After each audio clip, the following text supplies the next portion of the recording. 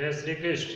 प्रिय दर्शकों, मनुष्य के जीवन में कुछ समस्याएं जो पैदा होती है और वह कुंडली में जो दोष बनता है उसके बारे में आज चर्चा करेंगे और आपको बतलाएंगे कि वह दोष को क्या है और उसका लक्षण क्या है, लक्षण के साथ साथ उपाय उसका क्या करना चाहिए, इसके बारे में आज आपको बतलाएंगे। तो हमारे चैनल पर आप नए हैं तो पहले सब्सक्राइब करें और बेल आइकन को प्रेस करें। तो दर्शकों, हम जानेंगे कि वो कौन सा दोष है जिसके कारण मनुष्य के जीवन में समस्या पैदा हो जाती है और समस्या के बाद उसका निराकरण न करने से उसके समस्या में वृद्धि होती है। वह शांत अवस्था में नहीं रहता है। शांत अवस्था के कारण अशांत हमेशा मन रहता है।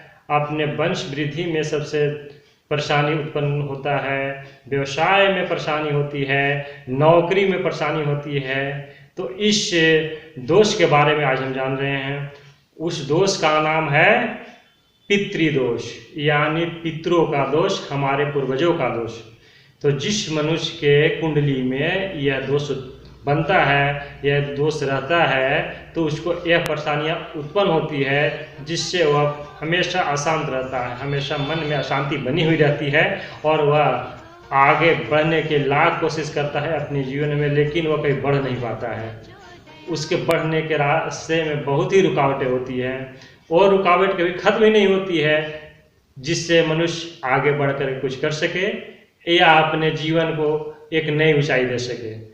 तो ऐसे दोष पितृदोष के नाम से जाना जाता है और यह उत्पन्न होता है हमारे कुंडली जो होती है, जब मनुष्य के कुंडली जो होती है उसमें नवम भाव जो होता है वह धर्म का भाव है, वह पिता का भाव होता है। तो नवम भाव अगर दूषित है, कुंडली के नवम भाव दूषित है, नवम के स्वामी यानी नवम भावपति जो हैं वो दूषित हैं, वे पीड़ित हैं, या चंद्र कुंडली से नवम भाव जो होता है वह भाव दूषित है या उसके भावपति दूषित है, कष्ट में है, तो यह दोष उत्पन्न होता है, यह दोष माना जाता है।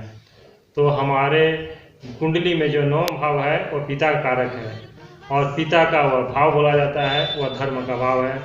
सूर्य भी हमारे पिता के कारक हैं। अगर सूर्य राहु और केतु से पीड़ित हैं, राहु केतु से दृष्टि से युक्त हैं या युति बनाए हुए हैं, तो यह दोष 100% लगता है। वह दोष से वह कुंडली पीड़ित होता है, पितृदोष से।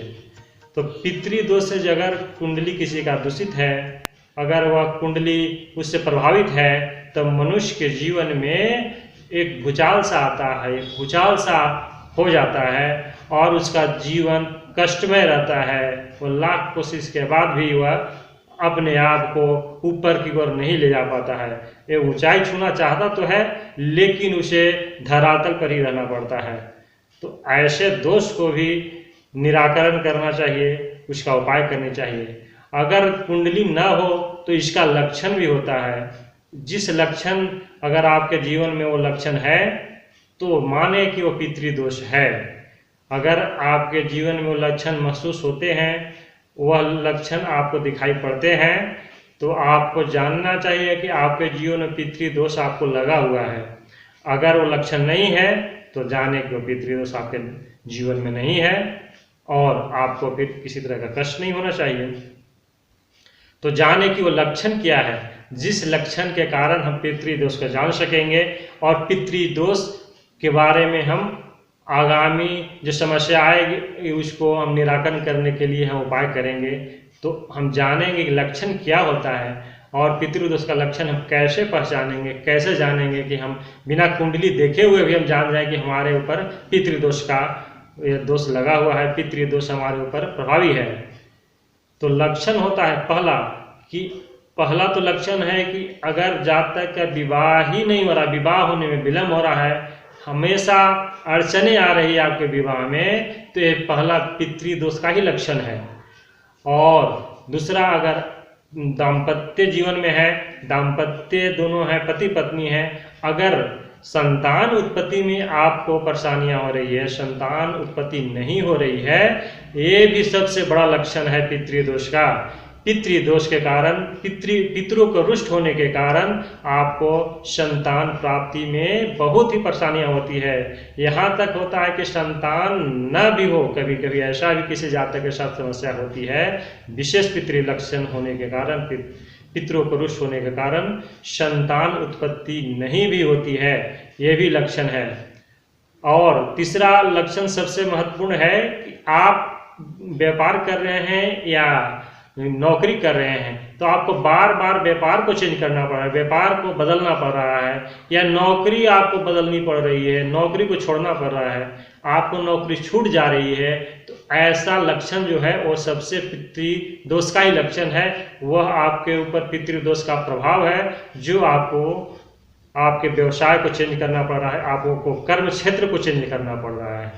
तो ये सबसे आसान है इसको पहचान लेना कि हमारे ऊपर प्रभावी है लक्षण की नहीं है। उसके अलावा आपके मन की शांति, वो आप हमेशा अशांत रहेंगे, लाख कोशिश करने के बाद भी आपको शांति नहीं प्रदान हो रही है, तो आपको ये लक्षण पितृदोष का लक्षण है। और इसके अलावा है आपके यहाँ धन की आगमन नहीं हो रही है, धन की आगमन हो रही है तो जिस तरह से धन आ रहा है उसी तरह से वह बाहर चला जा रहा है, यही पितृदोष का लक्षण में आता है। तो इस तरह के लक्षण अगर आपके जीवन में है, आपके जीवन में अगर इस तरह के लक्षण दोष आप पर प्रभावी है, तो इसका उपाय करना चाहिए। इसके उपाय कर करके अपने जीवन को इससे अलग करना चाहिए, इस दोष को हटा करके अपने जीवन को आगे बढ़ाना चाहिए, और अपने जो परेशानियां हैं, समस्याएं हैं, उसको दूर करना चाहिए। तो आप हम जानेंगे कि आप कैसे जानेंगे कि ये परेशानियां हैं और उपाय हम क्या करें, तो हम आपको वो उपाय भी बताते हैं जो आपको करने से इससे बहुत जल्द छुटकारा मिल जाएगा, इस पितृदोष से आपको बहुत जल्दी छुटकारा मिल जाएगा, और आप फिर अपने जीवन में समस्याओं को दूर करके आप आगे बढ़ने के लिए प्रगतिशील हो जाएंगे, और इस जीवन को अपने खुशमय और शांतिपूर्ण बना लेंगे। तो उपाय करना क्या है आपको, कि पहला तो आप सूर्य जो है वो पिता के कारक हैं, तो पिता के कारक हैं तो पहले सूर्य भगवान को नित्य प्रति जल से अर्पण करना चाहिए, जल अर्पण करना चाहिए, जल में लाल पुष्प मिलाना चाहिए, उसमें चंदन मिला करके और भगवान सूर्य का अर्घ्य देना चाहिए, जिससे आपको पितृदोष में कमी आएगी। तो पहला उपाय आपको जल अर्पण करना चाहिए भगवान सूर्य का। उसके बाद आपको जो सोमवती अमावस्या होती है, जो सोमवार के दिन जो अमावस्या पड़ती है, उस अमावस्या के दिन पीपल के वृक्ष पर एक जनेऊ को अर्पण करना चाहिए, और वहीं पर पीपल के वृक्ष पर ही एक भगवान विष्णु को एक जनेऊ वहां पर अर्पण करके दे उनको नमस्कार कर लेना चाहिए। ओम नमो भगवते वासुदेवाय नमः, इस मंत्र को 108 चक्कर उस पीपल के वृक्ष को लगाना चाहिए, और इस मंत्र को जप करके वृक्ष को भ्रमण करना चाहिए, वृक्ष को चक्र लगाना चाहिए।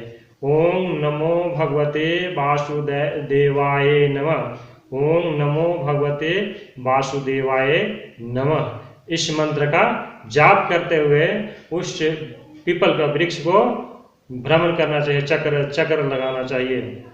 और वहाँ पर कुछ मीठा भोजन, यानी कि कुछ मीठा हो, गुड़ हो, वो पीपल वृक्ष को अर्पण करना चाहिए, और उसको प्रणाम 108 बार चक्कर लगाने के बाद प्रणाम करना चाहिए, और भगवान विष्णु से ये प्रार्थना करनी चाहिए कि हमारे जीवन में हमारे द्वारा जो किया गया है पाप है, जो हमारे द्वारा पितरों का रुष्ट का कारण बना है, जिस कारण से हमारे पितर रुष्ट हुए हैं, उस पर आप कृपा करें और इस दोष को दूर करें, इस दोष से निवारण करें।